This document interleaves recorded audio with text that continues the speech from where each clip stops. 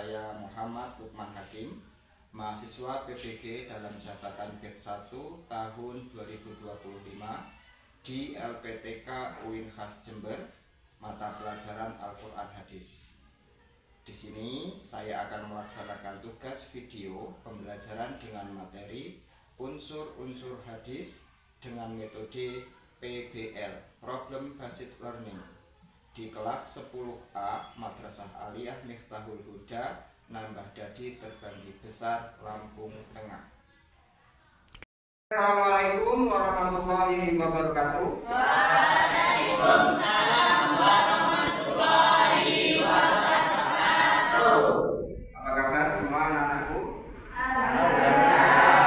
Baik. Ketemu lagi dengan Bapak setelah kemarin minggu yang lalu kita belajar. Sekarang ketemu lagi dengan Bapak di mata pelajaran Al-Quran Hadis. Tapi sebelum belajar kita mulai, alangkah lebih baiknya kita bersama-sama berdoa terlebih dahulu. Berdoa kita dengan kopi saudari bersama-sama. Mari kita berdoa terlebih dahulu.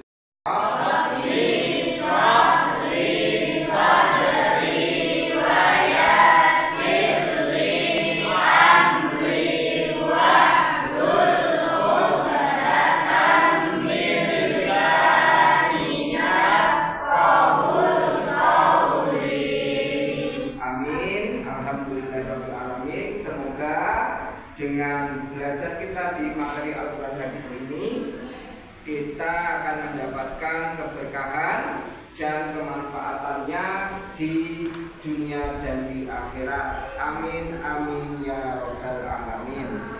Selanjutnya kita supaya lebih semangat, lebih fresh, hilangkan masalah yang ada di rumah, hilangkan masalah dengan temannya, supaya lebih fresh kita yel bareng-bareng ya. Kalau saya bilang siapa kita, kalian jawab seperti yang saya uraikan tadi ya. Siapa kita?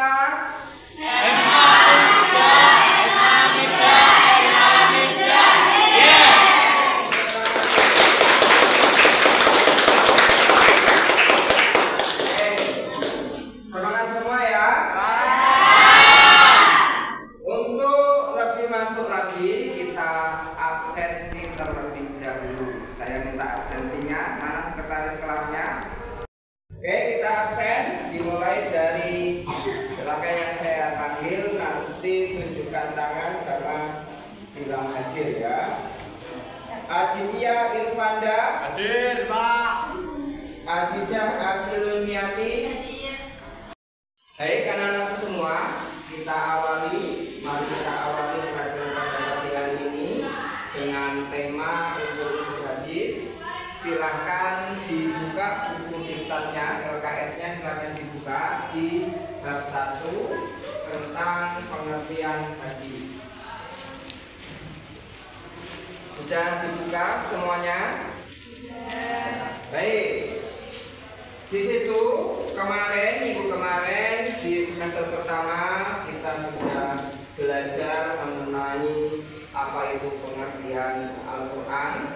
Maka di semester 2 ini kita akan belajar mengenai hadis.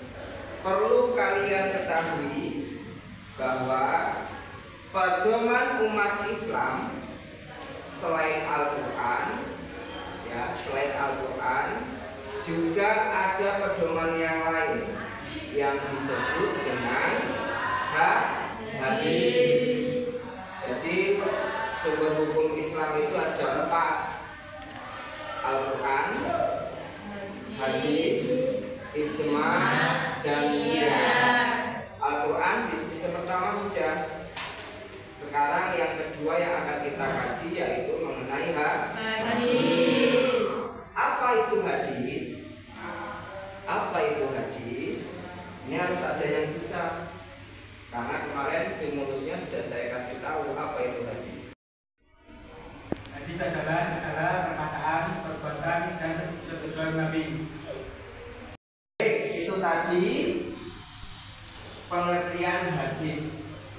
Mas Wahyu sudah menjelaskan bahwa yang namanya hadis itu adalah segala perbuatan, perkataan, dan persetujuan Nabi Muhammad. Pokoknya, nah ini pokoknya, apapun perbuatannya Nabi, apapun ucapannya Nabi, apapun persetujuannya Nabi Muhammad, itu menjadi hadis. Baik, kalau tadi sudah pengertiannya hadis kayak gitu anak-anakku semua, sekarang apa sih kriteria hadis? Karena mohon maaf sumbernya sudah terlalu lama wafat, maka harus ada persyaratan hadis supaya apa? Ini benar-benar otentik, benar-benar valid. Maka dari itu hadis itu ada keilmuannya. Yang akan kita bahas di hari ini adalah unsur-unsur hadisnya. Di dalam unsur-unsur hadis, baik, di situ ada dua hal. Ya, ingat, unsur-unsur hadis ada dua hal. Yang pertama adalah sanad. Yang kedua adalah matan. Oke, sanad sama matan. Oke. Kalau ilustrasinya saya seperti ini. Ilustrasinya Wahyu. Ini ilustrasi ya. Wahyu berkata sesuatu, disampaikan, umpamanya Wahyu, besok saya tidak berangkat, disampaikan ke Adit,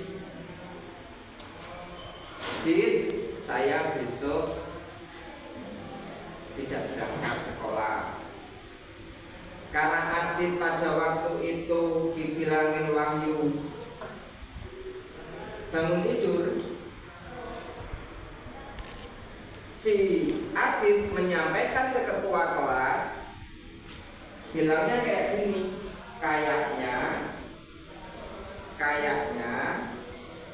Wahyu nggak berangkat. Sudah teridentifikasi anak-anakku bahwa sanad berita dari Wahyu itu yang sampai ke ketua kelas berdasarkan dari Adit. Cuman Adit ketika diberi informasi oleh Wahyu, posisinya bangun tidur, sehingga diantara sadar atau tidak sadar. Maka berita dari Wahyu tadi kategorinya lemah. Iya, kalau si Adit bilang seperti itu karena posisinya Adit bangun tidur. Itu tadi anak-anakku semua ilustrasi semacam hadis yang tadi pusatnya dari Wahyu. Mas Wahyu, bukan Wahyu ya, Mas Wahyu itu. Nah, kalau hadis sumber rujukannya hanya satu, yaitu Nabi Muhammad. Sekarang kita masuk ke sanad. Sanad itu adalah rantai para perawi atau periwayat dari Nabi ke sahabat 1, sahabat 2, sahabat 3, sahabat 4 dan yang lainnya. Itu disebut dengan sanad. Jadi ilustrasinya adalah sanad itu periwayatnya yang membawa kabar, Kayak tadi kalau kamu menggosip, gosip 1 sampai ke gosip 2, gosip 3 itu kayak gitu. Siapa pembawa berita? Cuman sumbernya dari Nabi Muhammad. Lalu anak-anakku semua, fungsi sanad. Mengapa perlu sanad yang meriwayatkan? Sanad itu berfungsi sebagai menunjukkan keaslian hoak atau tidak hadis itu? Siapa sih yang membawa? Umpama ini contoh. Contohnya, Jojo terkenal anak pemalas, penghibur. Umpama ya, umpama ini, mudah-mudahan tidak. Jojo ini sering mendapatkan amanat untuk disampaikan. Akan tetapi karena riwayatnya Jojo terkenal anak yang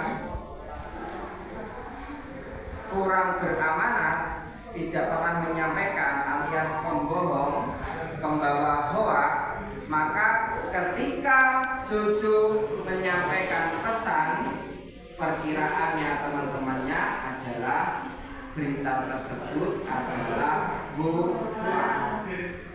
Jadi sanad itu penting karena sebagai pembawa riwayat hadis, ya, sebagai pembawa riwayat hadis. Tentu ada kriteria-kriterianya masing-masing nanti periwayatnya.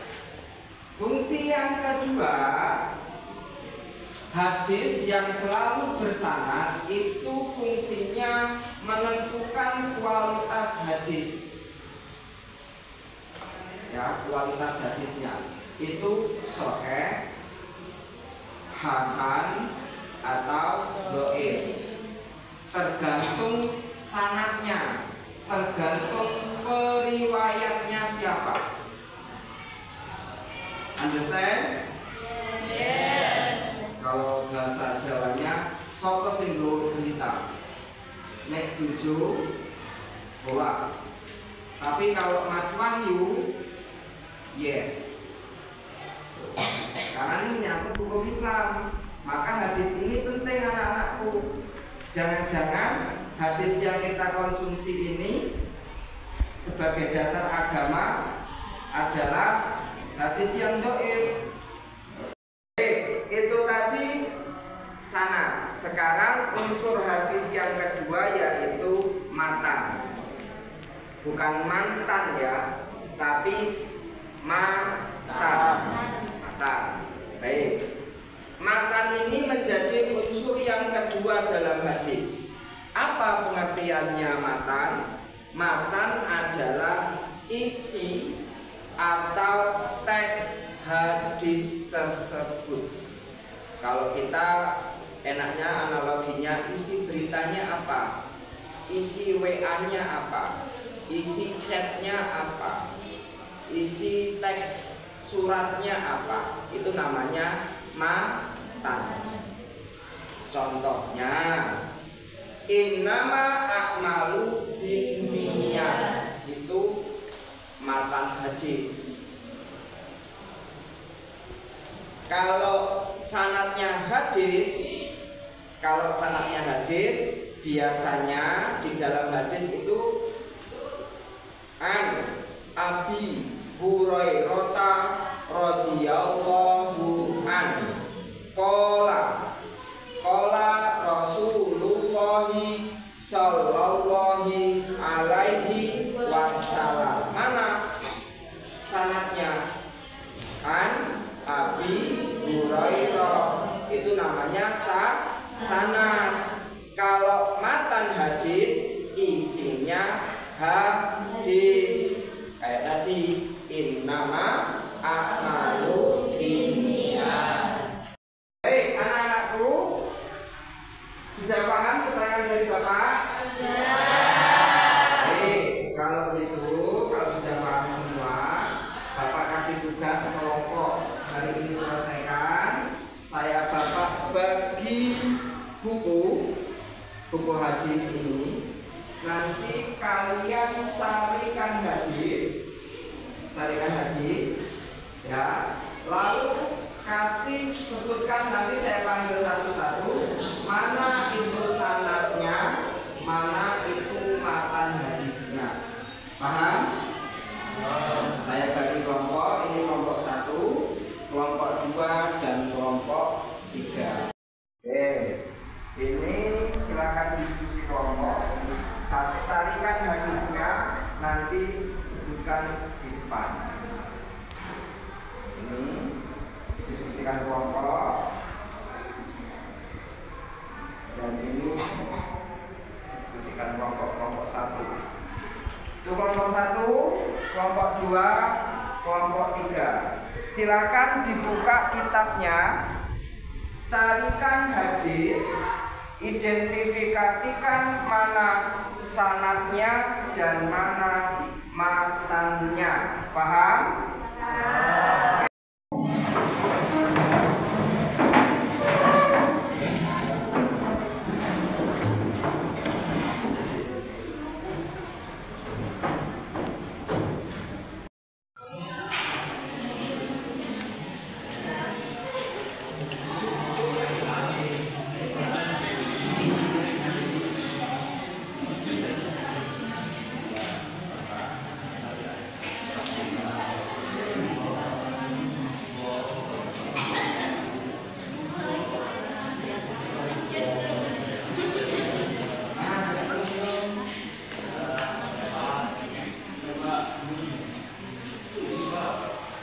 Diskusi kelompoknya sudah. Sekarang Bapak tunjuk perwakilan masing-masing kelompok untuk berdiri menyampaikan tugas jawaban dari pertanyaan sebut. Identifikasi mana sanad dan mana matan hadis. Dimulai dari kelompok 3. Siapa yang mewakili kelompok 3? Silakan berdiri. An Abi Hurairah an Rasulillah annahu dzakara rajulan min bani Israila kharaja ilal bahri faqada hajatahu wa saqal haditha. Di mana sanadnya? Sanad hadis terdapat pada An Abi Hurairah. Terus matan hadisnya?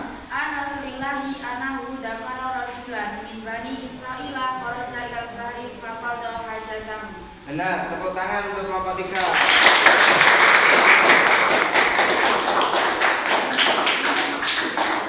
Selanjutnya untuk kelompok 2 silakan berdiri. Siapa yang mewakili? Ya, gimana Mbak? An Muhammadin an Abi Salamata an Abi Hurairah anna Nabiyya sallallahu alaihi wasallam qala laula an asyqa ala ummati bi amartuhum bi siwaki inda kulli sholati. Oke, gimana yang mantan? Yang matan laula an asyqa ala ummati bi amartuhum bi siwaki inda kulli sholat. Mana yang sama? An Muhammadin an Abi Salamata an Abi Hurairah. Oke, tepuk tangan untuk kelompok 2.